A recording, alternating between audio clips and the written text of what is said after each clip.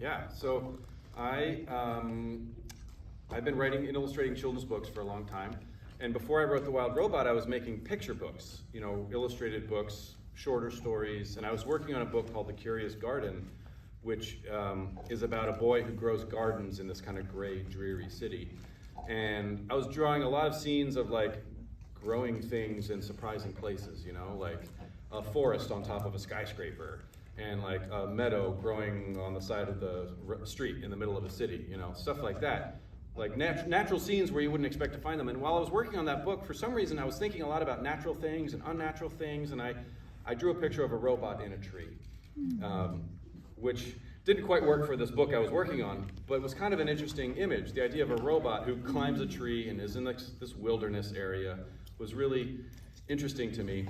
And so years went by, and I wrote and illustrated other books, and then when I finally had time in my schedule, I came back to this idea of a robot in the wilderness and began reading and researching about robots, robotics, the science of robots. I was reading about artificial intelligence and about nature, animal behavior, ecology, all sorts of interesting science and nature and technology subjects. And before long, I had kind of the ingredients, you might say, for this book, The Wild Robot, about a robot who is stranded in the wilderness and ends up learning how to communicate with the animals and develops friendships and relationships and has this whole adventure out in the wilderness. But it all started from a drawing of a robot in a tree. This book came out in 2016, which people might not know. It's been out in the world for quite some time. And the film just came out. So just think about how long it took from the start of the book to the actual making of the film. Could you tell us a little bit about the process of adapting the book to the screen and how that sort of came about? Yeah, so the movie, the Wild Robot movie, which you're about to see, is made by a big animation studio called DreamWorks. You've probably heard of them. They've done a lot of big movies like the How to Train Your Dragon movies and Kung Fu Panda and Madagascar and Shrek. And so they heard that I was working on the story about a robot in the wilderness and wanted to know more. In fact, I hadn't even finished writing the book.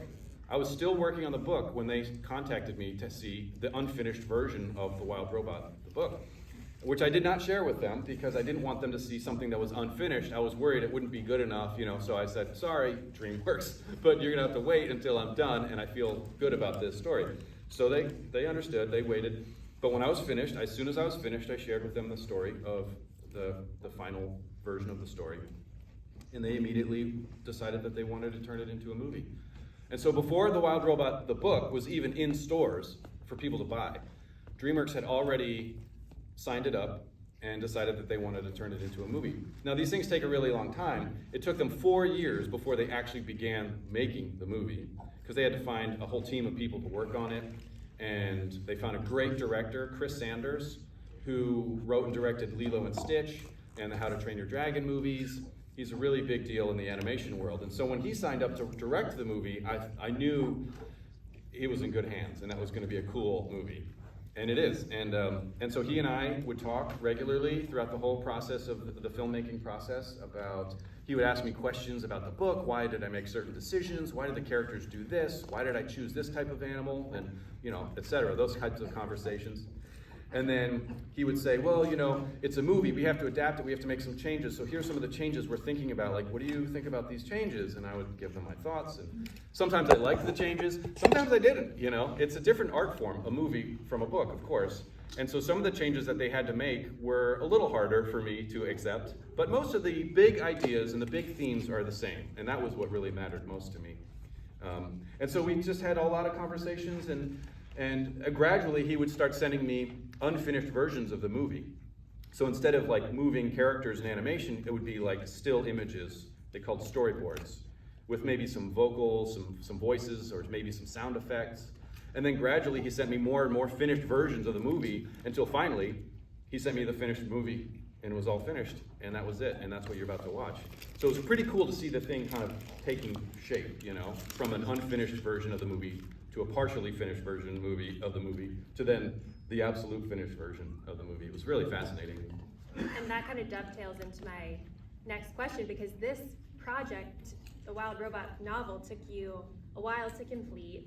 and you spent so much time and research on it. So how does it feel to have this new adaptation of your story out in the world, slightly different than the source material? Well, it feels great. I love animation. I used to work in animation before I started writing kids books. I actually worked on some cartoons on TV and studied animation, dreamed of working at a place like DreamWorks when I was younger. And so I always knew there were going to be some changes, but it's the type of changes that they made all kind of make sense. For example, the main character is a robot named Roz, and I'm the author and the illustrator of the book. So in the book, you see Roz throughout the whole story. Roz in the movie looks pretty close, but a little different from my Roz. And I talked to the filmmakers about that, and they explained to me that because Roz is, she's out in the wilderness, there's not a whole lot of talking in this movie. And there's plenty of talking, but compared to other movies, there's actually significantly less. And so they really wanted Roz to be able to express herself kind of with her body language, you know? Her voice. She's voiced by Lupita Nyong'o, who's an amazing actor. But they wanted her to be very expressive with her movements, too.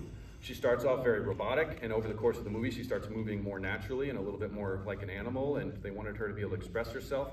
And my version of Roz, her neck is pretty like thick and solid. She can't really, I mean, she can turn her head around, but she's not a very mobile, she doesn't have a very mobile head. And so they redesigned her to have kind of a thinner neck where she could like move her head around and like, you know, do all sorts of things like that so that she could have that as a way to kind of express her feelings, right? Like the Roz in the movie could do something like this, like cocking her head to the side if she was confused about something.